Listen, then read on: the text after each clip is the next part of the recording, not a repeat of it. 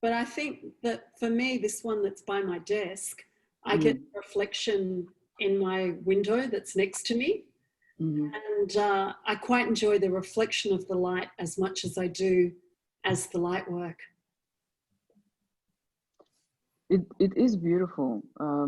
Yeah. I was just gonna say, what is it made out of? Is it like neon? That's by Grant Cohen, who was the illustrator for Dreaming of Dior and Dreaming of Chanel. And he made one of his illustrations into a neon. Stunning. Yeah, but I think, imagine that in a dressing room. And would that change color? No, I just had it programmed for pink, which my husband says looks like a brothel. He's worried that when the light goes on, when he knocks on the door. But I love it. It's perfect for my office. That's gorgeous. Absolutely. Guys, maybe we'll kick things off. We've got a good number of participants that are already online. So let's maybe kick things off. How are you guys feeling? Good. Yeah, absolutely. Lovely. Excellent, excellent. Well, thank you everyone for joining us today on this live webinar and our new series that we've just launched. My name is Ilya Frolov and I'm the Managing Director of STUDIOMINT, and I'll be your host and MC for today's event. So today's event is going to be speaking to two amazing panelists, experts in their own respective fields, and we'll be asking them about art and interior design and how the merger of those two will create a beautiful home and a workplace.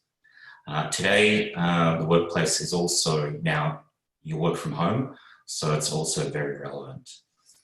Before I kick things off, I just wanted to acknowledge the traditional owners of our land that we gathered here today, and I wanted to pay our respect to the elders past and present and extend our respects to the Aboriginal and Torres Strait Islander people that may be joining us today.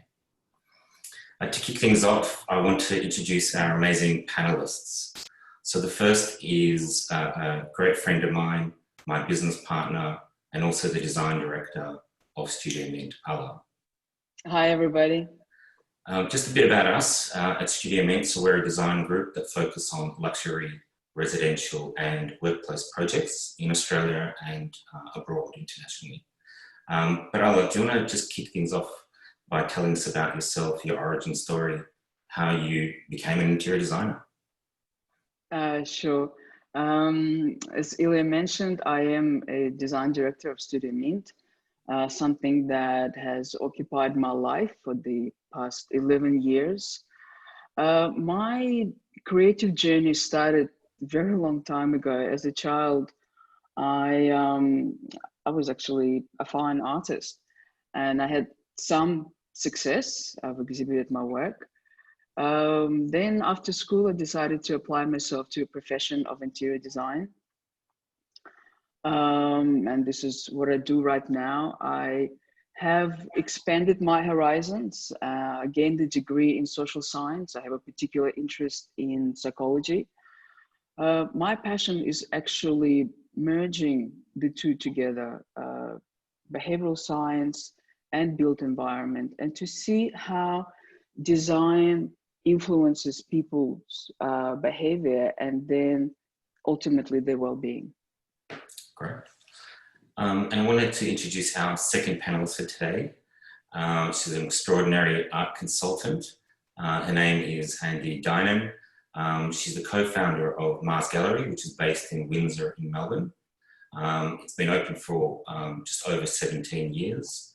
And they really, which I love, support emerging Australian contemporary artists and promote them. So thanks, Andy, for joining us today. Thanks, Ilya, and thank you for running this event. Really appreciate it. Anything we can do to get people thinking about art and buying art in this economy is greatly appreciated. Absolutely, absolutely. And just to kick things off as well, it'd be great to hear your origin story, how you got into art consulting, how MARS was born. Sure.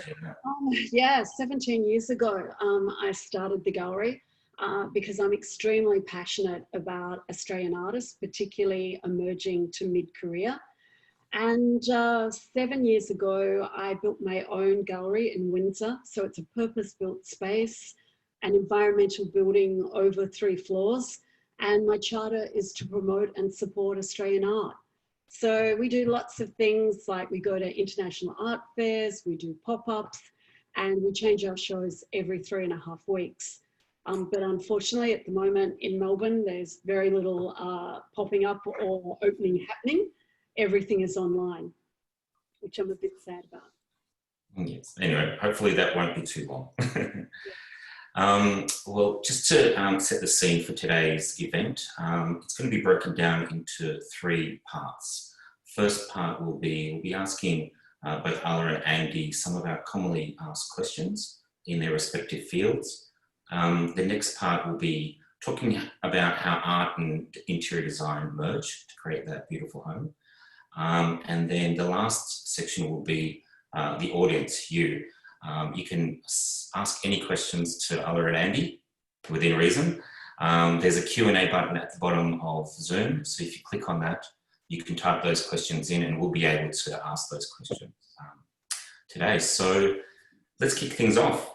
So the first part is a Q&A with both people. So I've just got some questions. So these are some of the commonly asked questions that our clients ask us.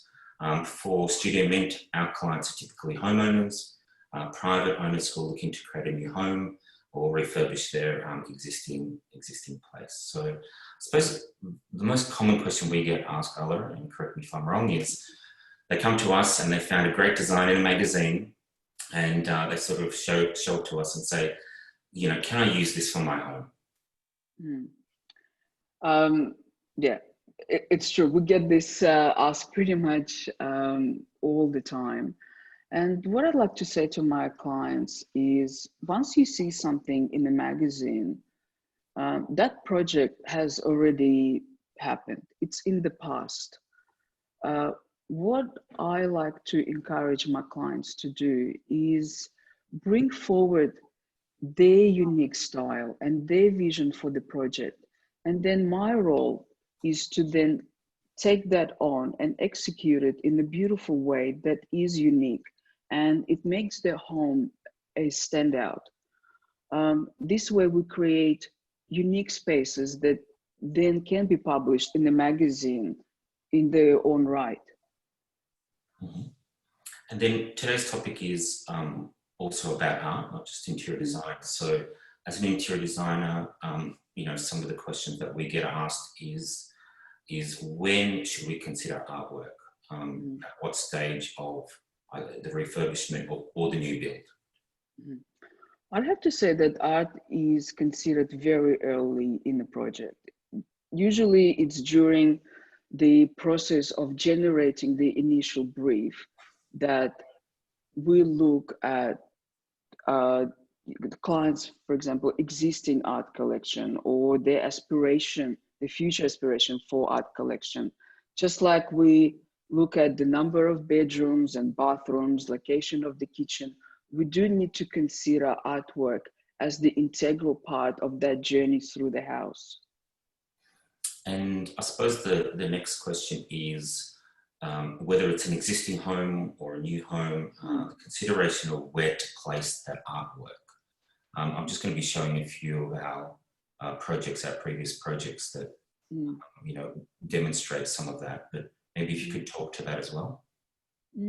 I suppose with the location of the artwork, we need to find opportunities for where a person can stand back and see the artwork, where there is a moment to pause in front of it. For example, at the end of the corridor, whereas, you know, once you're walking towards it, you have that time to look at the art and to develop that relationship with the piece.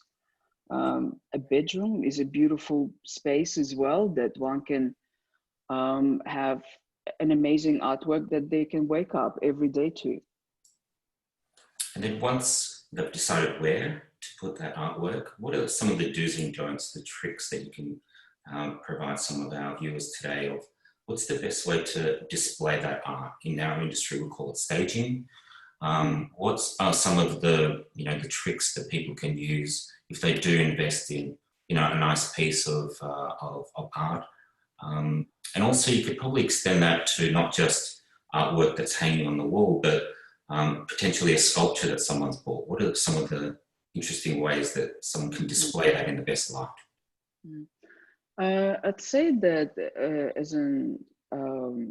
the beginning, we need to identify the nature of the artwork. So if, let's say, it's a sculpture or it's an abstract painting piece, we need to see whether the experience of looking at the artwork is optic.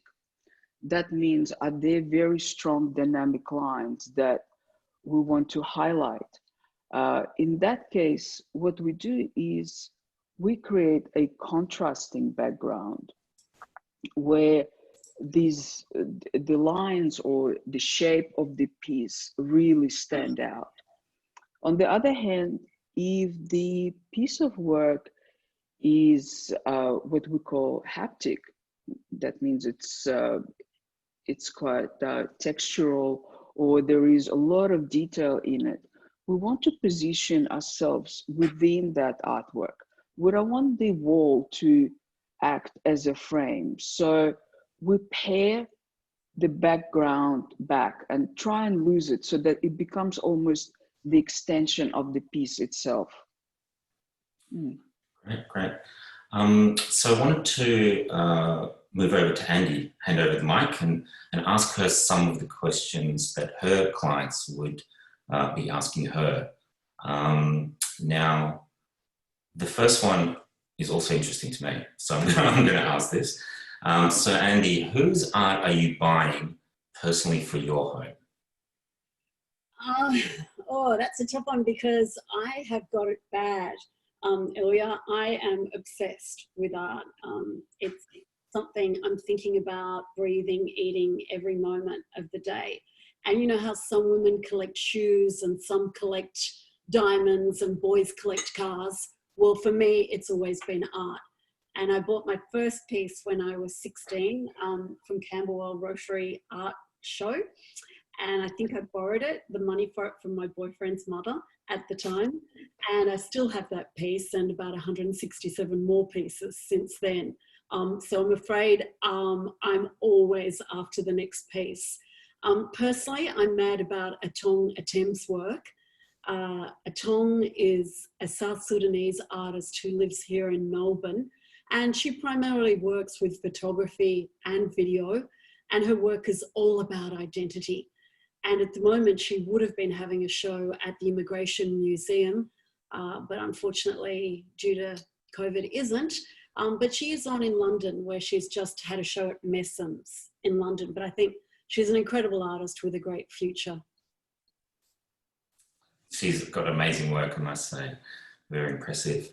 And then the next question that clients ask you is, how do I start collecting art or begin that process? What should I be considering? Well, I tell people to go slowly, to research and to read and to look, and then look some more. And not be frightened to actually art a gallerist if you can try something at home. I'll often go around and leave a piece for the weekend for someone to try with and live with and let it breathe in the house and see how they feel about it. But you've got to go slowly and research. And then on the back of that question, I suppose, how does one start building an art collection? So they might like a particular artist. What's sort of that process?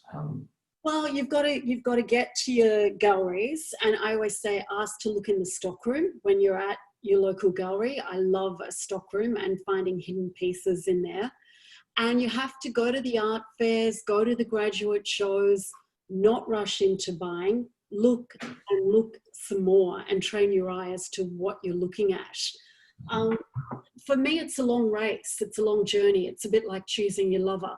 You wouldn't want to rush, would you, Ilya? Comment. I suppose this is a new topic as well. I've just recently come across it, having chats with yourself, but would you recommend video and light art in the home? How does that work?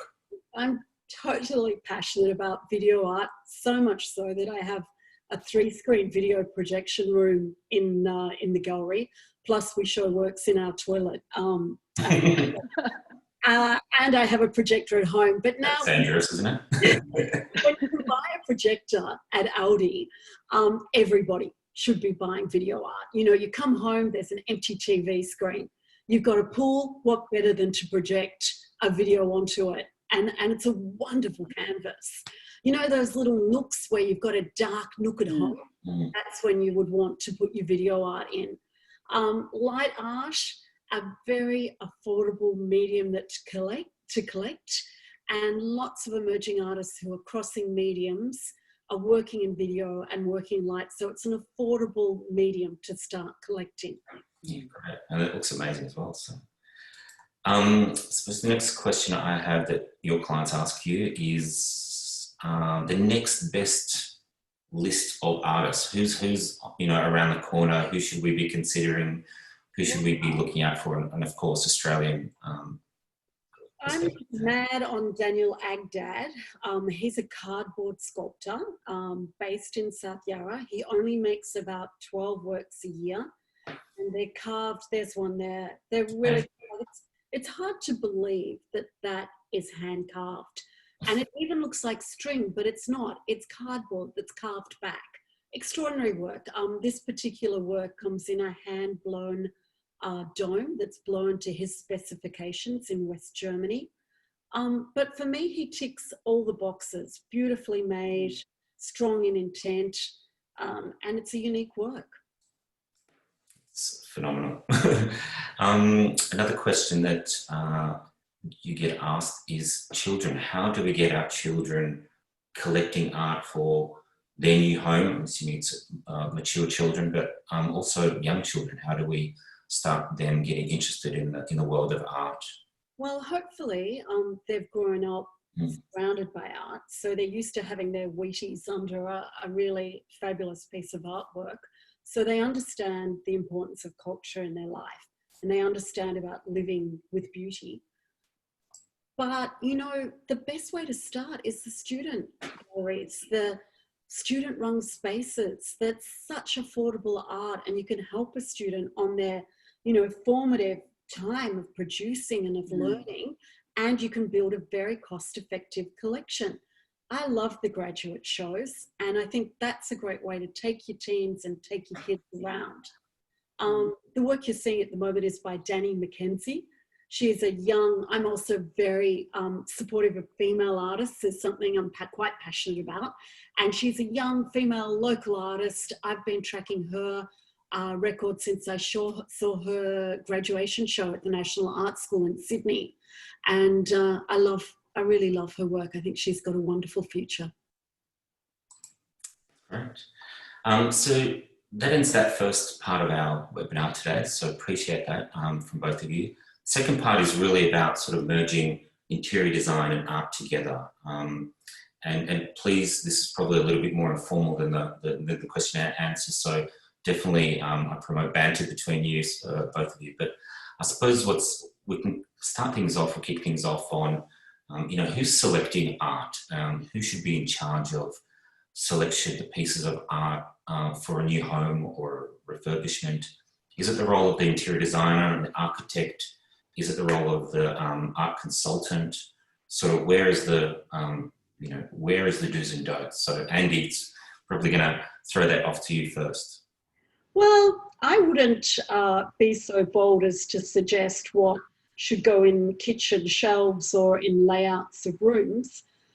So I don't expect an interior designer or architect to be suggesting what art should be considered. I would like my clients to be developing their eyes and their taste and looking at art, and for them to feel strongly about the works that they're bringing into their home, to want it to enrich their lives, to want to wake up every day or to look at a work. And I would never be so bold as to want to put pieces that meet my criteria into people's homes, because it's such a personal thing. But I would at times guide them to works that I think they should consider and give them a big selection. Alla, I think from my end, I need to reinforce that the role of the interior designer is not to select the artwork, as Andy has pointed out. It is a lot more practical what I do. Although I look at the overall concept of the project, the vision, the aesthetic and the design language for the project, I then need to step back. Once I have created that palette, that framework for what the project needs to be, I then only apply myself in a very practical way, via lighting, via color of the space. But the actual selection of the work, I would leave it to Andy and Andy's relationship with the client. I think, Alla, I go to a lot of houses, which are amazing houses. And then I go to homes. And what I'm interested is, how do you take beauty and make sure that it is a home, that it isn't just this clinical over-designed space. And I want to help people build collections that mean something to their eye, to their heart, to their soul, but is going to also hopefully go up in value in time and hopefully please them and their family for generations to come. I think it's an excellent point. And from my end, I face that all the time. How do I turn a house into a home? And I always tell my clients is, don't be afraid to bring yourself out in that space. Make it personal. Show your personal style. What is it that you want to experience? What are your aspirations for your life? And then my role is just to take that and present it in a beautifully crafted way. Yes. But that personality needs to come through. Yes. And I think a good art consultant works hand in hand with a good interior designer, that they get where you're going and can understand your client's needs, interpret it so it's not a trend, so it is an investment that's going to enrich on every level their lives. Absolutely, absolutely. There's I can't stress strongly enough the importance of developing relationship with the client, interior designer, art consultant. Yeah. And we have it becomes very personal. And we have a lot of fun on the way too. No, that absolutely. Before we go into the next question, I just wanted to bring the audience, you, into the conversation. So do ask as many questions as possible for Andy or Alla or both. Click on the Q&A at the bottom and start typing away. So the next question that I wanted to bring you guys into the fold is really talking about the difference between buying artwork and getting it commissioned. So commissioning is really about getting some custom artwork done from an artist. So there's probably a bit of a debate of what's sort of more personalized, what works, what doesn't. It'd be great to get your viewpoint on that. Alla, maybe you can kick things off. I must say, commissioning artwork has worked really well for us. I always say that it is an opportunity to have a piece made that is personal, that the client would connect with. One particular project that comes to mind, we did in Brighton for a beautiful couple who have traveled enormously, and they have brought with them photos of European architecture. Now, their house, the interior design of the house, was actually influenced by European architecture. So what we did is we took their memories, their photos, gave it to an artist who then created this quite amazing mosaic tapestry-like piece that the subject matter had European architecture in it, but it was executed in this beautiful modern way.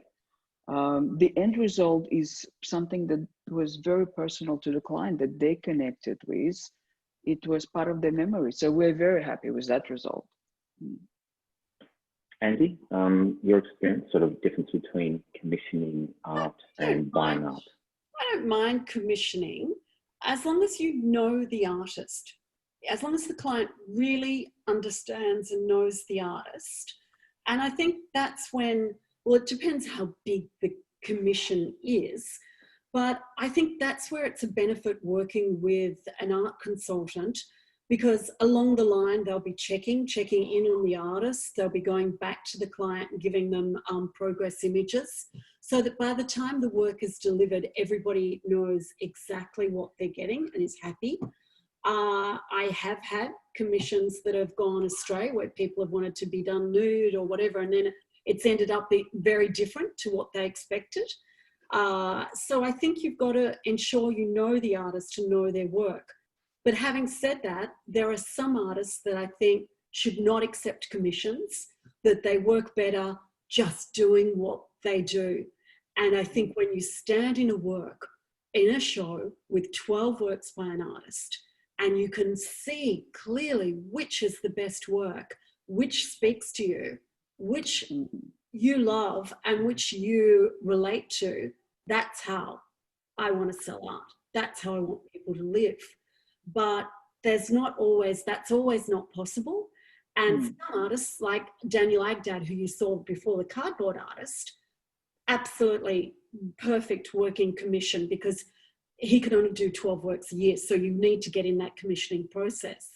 But I think that there are some painters that you want to stand in that room and you want to pick the best work out when you see a show. And so it depends. And that's where you would use an art consultant to talk about how you're building your collection and those artists and how is the best way to acquire them. It does depend where you're going with your collection. And that's where I think if you are serious, you'll sit and reconcile what you're doing with your collection and what you want to do with building that collection. And then you'll discuss whether that's commissioning or waiting and acquiring. There's a question that I asked Alla in her Q&A, but it'd be interesting to get your viewpoint, Andy, as well, is the location, or where should art be placed in your perspective? You mentioned you've got some video art in interesting places in your home. Yeah. Any recommendations for our viewers, or where they should be considering it from? I always say don't hang it till you've actually live in a space for a while. So you've got the new home and you go and start hanging your paintings. You need to look at where the light falls, which rooms you spend the most time in, what you want to wake up to, what's the first thing you want to see when you're having your breakfast of a morning. So I always suggest to people, live in a space for a while, prop your art for a while before you hang it, to make sure that you're happy with it before you install it. And I also think there's nothing wrong with moving your art. If you come to my house a couple of months in a row, you'll see things different all the time. And it's great. It's great to move it around and make your home into an art gallery. I think everybody can get a little bit too hung up on staging. You should be enjoying it. That's what life's about. That's what your art collection is about. Don't be frightened to move it and see it and look at it and enjoy it. I would probably add to this and say that resist the urge to hang art everywhere. There's really, some spaces that should just provide, a white noise, give yourself a break and then look at the artwork somewhere else. Any examples? Wrong with with giving space and letting things breathe, but equally, if you want to go with a salon hang, or if you're collecting small works and you want to do a complete wall, that for me works too. It's just about what your eye wants to see every day, and that takes time, and that takes developing a love of what you're putting in your space to please your eye. I like to walk into. Sorry, Andy, but do you find that if you have too many pieces hanging together, do you find that they start competing with each other? Yeah, I don't mind that sometimes, and I quite like that juxtaposition. I don't think you always have to put things matchy. I like jolting the eye at times, but it takes a while and it takes risks, and it's a bit like who do you want to be, you know, and what do you want to say with your art and your home. And that's why I'm saying none of those things should be rushed, and it depends on how brave you are. I personally also love a full stop. So I quite like where there might be a big amount of space, and then you might hang one work, but then a little bit where you don't expect it further down, there might be the unusual full stop. So it's about taking risks. It's about challenging yourself, challenging your aesthetics. And I think the ultimate expression of who you are is what you do with your home, with your art, and with what you choose to say there. Because really that's our sanctuary, isn't it? That's where we don't let people into. It's where we go to escape everything. And now we're escaping to it more than ever. I've got some questions for the audience. I might bring them in. Some really good ones, actually. So I think the first one is a great one for you, Andy. It's, what's your thoughts on mass production of artwork in the industry today? Oh, you mean like a Jeff Koons who has everybody else producing it for him? Hey, as long as they sell it like that, as long as when you know it, it's an edition, and as long as you know and there's clear and transparency and the client knows, I'm absolutely fine with that. Equally, I love works where you see the hand of the artist, where you see the pencil mark, where you see the dust where they dried the painting outside. And as long as they're clear about that, I have no problem at all. And I actually think there comes a stage in some artists' life where they'll start to know who is a better person to fabricate it or produce it. And as long as you share that credit, I have no problem with it. And it's also an opportunity for people to enjoy their favorite, you know, piece of art. It is an accessible way, to collect images or objects that you absolutely love. So I've got another one here. It's another doozy. This one's for Alla. So tips on having to design the space with young children in mind. Any recommendations, any tips there? From an outset, I would just say that the first thing we need to always look at is safety when we're designing for kids. But I suppose more importantly is that when we design for children, we need to bring them into the conversation. It is actually not enough to just, you know, paint the walls pink for the girls and blue for the boys.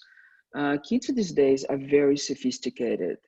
They all have their Pinterest accounts. They use their bedrooms to study and, you know, project themselves to their friends. They are kind of, you know, mini podcast spaces for them too.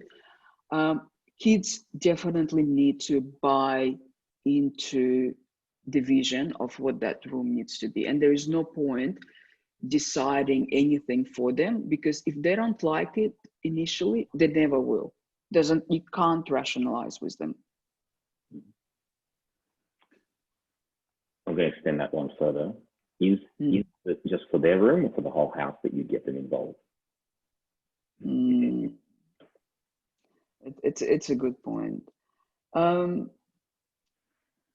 I don't think it needs to be for the whole house. Kids, you know, I raised my kids in a way that they suit my lifestyle and, you know, my husband's lifestyle. But it is their spaces that they ultimately answer for. And Andy, maybe sort of extend that question to yourself and how children get involved in the decision-making process for maybe their artwork that they'd want to have on their wall. Well, I guess there's two things, Ilya. There's sometimes people say to me, oh, I can't hang a very expensive work in the hallway. What if the children walk past with their school bags, and what if they scratch it? And I have a real problem with that, because the way I believe you should handle that is you hang in your house what you want to hang in your house. And when it arrives, you take your children and you explain to them about the artist, you explain to them about the work, you explain to them the importance of what they're living with and the sense of privilege. And amazingly, once I think you educate your children like that, they will be so proud. And I know I've often heard my children talking about different works in our house and explain to other people about Indigenous rights or the Indigenous message behind certain works. And the kids understand and they take an ownership and importance, and they want it to be looked after. So I say, hang what you want to hang, where you want to hang it, and teach children to respect it. And as for what they should hang in their own room, well, they should also only hang things that please their eye. So it enriches their life. So I would do the same thing. You know, I would talk to the kids if I was doing art in a kid's room about, are they into skateboarding? Are they into street, art? Are they into tagging? And then from that, show them a number of artists who are working about those issues or interested in that work, and then help them to pick for their space. And I'd make sure they knew how much that work was. I'd make sure they saw the studios of where that work came from, so that they are building their artist eye for the future. And so we're putting a sense of culture into the next generation, because God knows we need it in this country. That's a great answer. Thanks for that. So there's two questions that probably work together as well. So I'll join them because they are related. So it's how do I buy art that increases in value? And then to follow on to that is, does a reprint of an art affect its value when it's installed? Well, I would never buy a piece of art expecting it to go up in value, because I specialize in emerging to mid-career artists, and you're going to have to wait quite a long time in this country dealing with wet paint, which is what I call it, fresh art, straight. When you deal with me, you buy straight from this artist studio. It's not the secondary market, and therefore you're going to have to wait quite a long time for it to go up in value. Personally, I have never bought a work of art wanting it to go up in value. It's against my art religion. I just wouldn't do that. I buy a piece of art because I believe in the artist. And if you look historically at the great collections and how they're built, the people that buy that way, usually they go up in value, because the whole energy that's around it, other people will feel the same, and then they'll go up in value. So if you want to buy things to make money, I always recommend property. Alla, any comments on that? What have you come across in terms of art and how it increases in value? I'd have to pretty much concur with what Andy has said. There's no point investing in something if your heart is not in it. Beautiful artwork will go up in price because it is beautiful, but you shouldn't be investing in it just, for that reason alone. So, yeah, I think always consider something that speaks to you personally first. Ilya, what's the second half of that question? Because I don't think we answered it. Oh, sorry. The second half of the question was, does a reprint affect how special or how valuable that piece is when it's installed? I think by reprint, do you mean when it's an edition work? Because when you buy, if you're buying an edition, it would be clearly marked. So it might be 1 of 10 plus 2 artist proof. You always ask how many artist proofs. And there are some people that just collect artist proofs, and then there are editions. And obviously the greater the edition, the cheaper the price usually. And so you would never buy something and then later find it was an edition. It should always, if you're buying from somebody reputable, it would always be clearly marked on the certificate or on the document when you purchase it, the invoice. Yep. Something's probably directed to Alla. Alla, what room would you refurbish to make the biggest difference in the home? I always tell my clients to look at the project holistically. Look at what is the end result that they want to achieve and plan for that. If the budget is tight and you can only afford to, start at, one space, I'd say stage it in such a way where the kitchen gets to be worked on first. Kitchen is the heart of a home. It is where people spend most of their life in, and it will have the greatest impact for the rest of the house. So spend as much as you can and do it first, go into the kitchen. Makes sense. So question that's coming up here. So also going back to sort of trends and styles, how do you marry a client's personal style with the latest trends? And that's probably a question for both of you. One's from a space perspective, and the other one is from an art perspective. Look, I always say that trend, fashion is something that was created for people that lack style. Don't be afraid to bring your own style forward. A skilled designer will take that on board and craft it in such a way that is beautiful, and it's going to become timeless, and it will always be current and actual to you. So I'm not a big fan of trends. I always encourage my clients to look at their project as an opportunity to bring themselves forward. Andy? From an art perspective?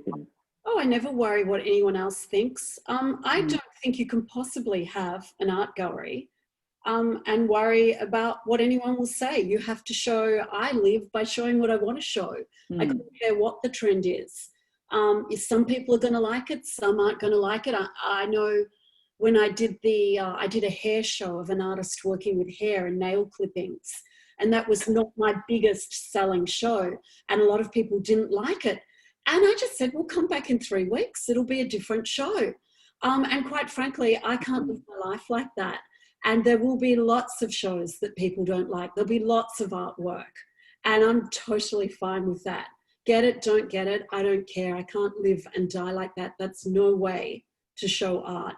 I show art that I believe in. And some people obviously do get it, because 17 years later, I'm still showing. Great. Another question from the audience. What tips would you give to set up an office in my home? I think it's something that we touched upon before. Maybe I'll kick things off, and I'd really love to ask you, Andy, about your collection behind you and how you've managed to make it so cool. So. I think with the situation that we have at the moment with the COVID pandemic, all of a sudden our home office, it became kind of almost a public space. We have, provided a window to outside, looking into our world.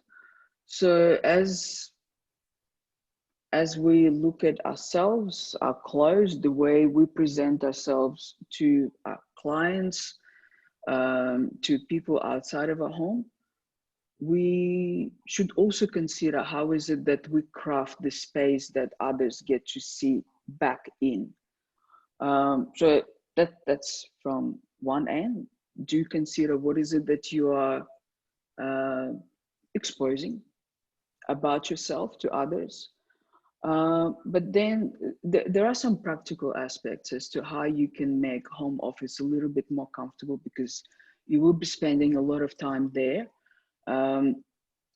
I always say, you know, start with an ergonomically designed chair. Make sure you have plenty of natural light, and bringing plants into the space.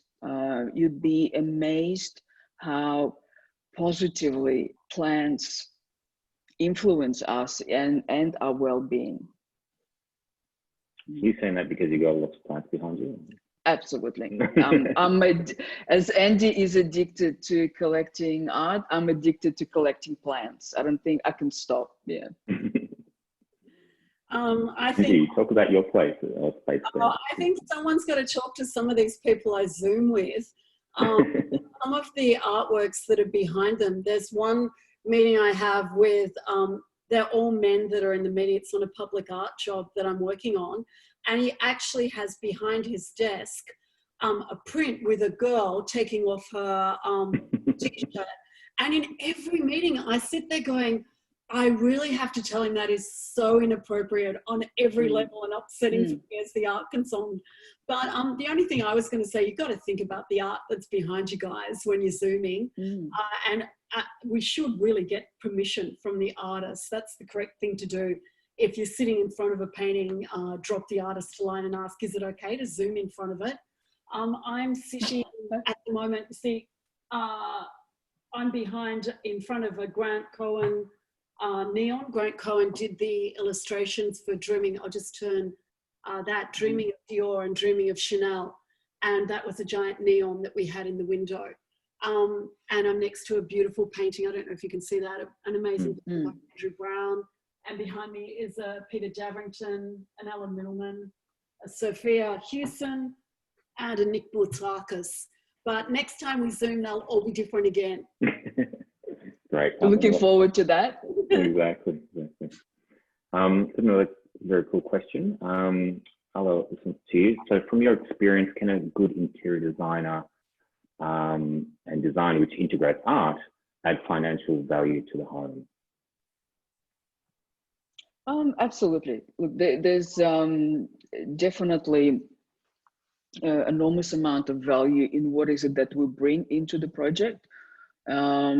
We do assess the project initially, what is the potential of the site, and what are the next stages that can be, you know, implemented into the property that, you know, in a sort of very material sense, grow the value of the, you know, of the home. But also, you know, beautifully designed house and space draws a lot of interest. And we sort of, we can't help that. If there was one particular incident where we have designed and it's exceptional home that unfortunately went for sale short time after that. The amount of interest that was generated because of our design has increased its value exponentially. Andy, any additions to that? Look, I think it's when you want to use professionals. And I think that that's the difference that it makes. I'm sure Alla's like me, like I'm thinking about art every minute of the day. And I'm sure Alla's thinking about great design. And that's who you want to work with. I call them the A-team. You only ever want to work with the best of their categories. And that always adds financial gain at the end, because people who are tuned in to that degree will add and take up a project to a whole other level. We've got a good question that I wouldn't mind knowing as well. This one's to you, Andy. On what's a reasonable budget to start a collection? Well, give me. You have to be ultra wealthy, or how does that work? Where does someone begin? Ilya, I can do a lot for you for a meal. I'll give you my bank number. Sure. Right, I'll just transfer now, okay? I work on all different budgets. I have girlfriends that actually some of them give me $2,000 a year, one gives me 5, and I take that so seriously, how I spend that for them. And so everybody has different budgets. What I have found is, though, that it's a bit like a drug. Once you start collecting art and once you start living and your walls come to life, people really do become addicted, and they start to really love going to openings. They start really love previewing shows. They start planning their holidays around traveling to art fairs. And so I think no matter what your budget, you'll find eventually you need more. And there's really no end to it, is it? No. Because there's always another piece that is even more beautiful or even more desirable. Yeah. And then you want to start giving it to your friends because you'll see the difference it makes to their lives too. Yeah. Do you see that happening, like gifting of collections and art? Yeah, we do lots of wedding. We have people that do gift certificates for weddings, and we have people that put in for 50ths and whatever and buy work. And, you know, we have a works on paper drawer. And one of the great joys I find is when often for weddings, they'll give, you know, $500, $1,000.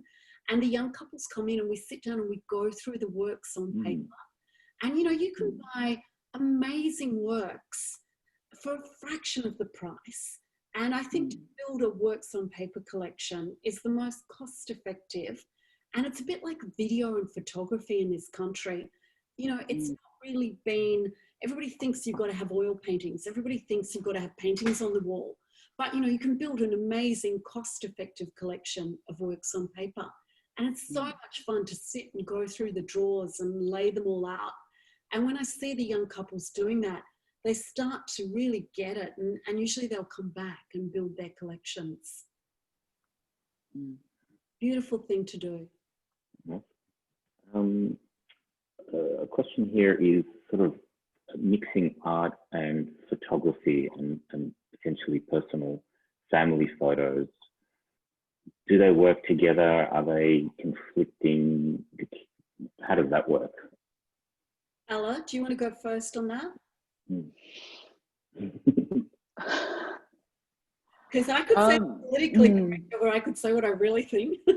Politically correct is, of course, it could work, but I actually think... I'll stop recording. Yep, okay. Places for the family photos, there's got to be the moment. And I don't know if I'd be mixing some of my fine art pieces with my family photos. But again, it's your home, and if that's what it speaks to, then do it. But personally, I would choose my moments in my movements through that house. Yeah, I must agree. I think family photos, the sort of personal memories, it is something that is very personal, and that, you know, should be maybe confined to places. Like, I always cringe when people hang huge wedding photos. I don't know why, but I just find that a little bit strange thing to do. Like, why would I want a massive photo of myself in my house? But, you know, each to their own. I think it's a personal taste thing again, but I don't know, you know, if you really want to record, I've done lots of commissions where people have wanted to have their portraits done, or, you know, we've done things like with the artist Sam Tupou, an amazing Tongan artist, where you could give him, you know, pictures of your children through the years, and then he compiles them and makes art pieces. So if that's what you're after, there are certain artists that work that way that you could commission to do it. If you want, yes, I think that's right. I think that works. You know, traditionally, artists have always been commissioned to do portraiture or to do scenes that, you know, have a significant meaning to the family. Absolutely. But it needs to be executed in an artistic way. It shouldn't be just, you know, a wedding photo, for example, or a snap. Just for courses. Absolutely. Yeah. So we've got about 5 minutes left. I've got one question personally from me to both of you, but but I wouldn't mind getting you guys to maybe ask a question to each other. That would be quite interesting, just to see if there's anything there. And then we'll finish off. Yeah, so my question is, I have this argument at home with my wife about everything, including styling the house, including the artwork that gets put up on the wall. Any suggestions before I have a divorce? Divorce, yeah.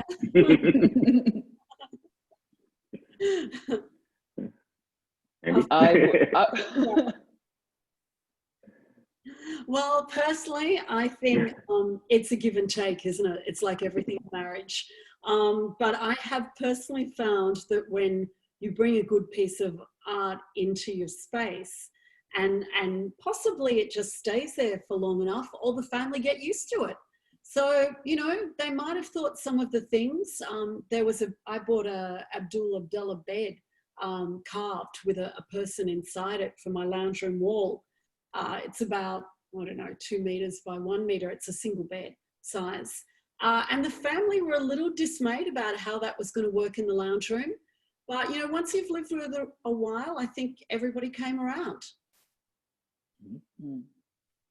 You see, I would always say to my clients who can't agree on something, pretty much just listen to your wife. She's always right. And you're always going to be better for it. Your life will turn out better. Good point. Good family advice, that one. Thanks, Alla. I wanted to ask you, what is your favorite period of interior design? It's actually a tough one. I absolutely love minimalist interiors. They are one of my favorite works of all time is the Barcelona Pavilion. Now, the only issue with that is that it's impossible to live in. It's gorgeous. The floor plan is absolutely flawless, but I would last only 5 minutes in a space like that. I tend to collect a lot of things, not just art and plants. It's little things in life. It's, you know, little drawings that your kids do for you. It's my knitting. It's magazines, books. So I'm actually one of those people that like to live in very old houses where nothing is out of place, where it's layer upon layer of experiences and personal artifacts. Okay. Well, I think we're almost coming to the end here. I just wanted to thank you, the audience, for joining us today, taking the time out. It's been a pleasure to spend time with you. During this awful period of the lockdown, we are trying to create an experience for everyone. So we do appreciate you joining us. We will be, this has been recorded, and we will be sending this out, or sending the video out to you via email and via social media. So if you do think, you know, your friends would be interested in today's topic of interior design and art, please do share it with them. Also, if you do have any questions to Alla, myself, or Andy, the details are here as well. You can reach out to them either by email. All this information will be in the email that I'll be sending through afterwards. So, yeah. So thank you, Andy, so much for your time today. Alla, lovely. It was an absolute pleasure. Thank you very much for having me. Thanks, Alla. And thank you, everyone. Be safe and see you next time. Thanks, guys. See you. Ciao. Ciao, ciao.